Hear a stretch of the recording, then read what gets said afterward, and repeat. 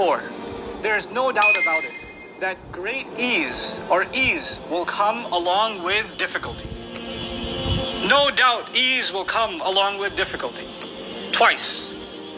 We're now understanding that if we want to have ease in this life, then Allah Azza wa Jal will put us through some kind of trial. It is only through that trial that you will get to ease. The difficulty that you're going through is the only way you're going to taste the sweetness of ease.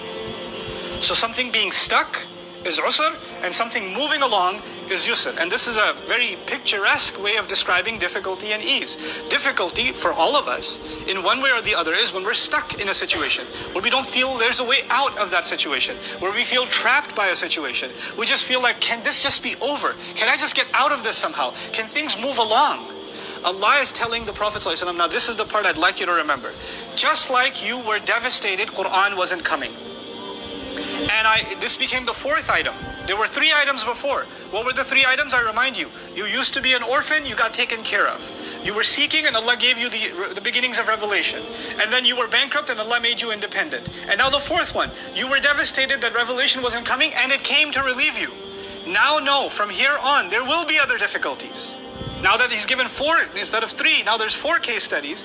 Now that He's given you these eases, each time, know for a fact now that with every challenge, every difficulty, along with it, an ease, a way out, an escape will be there.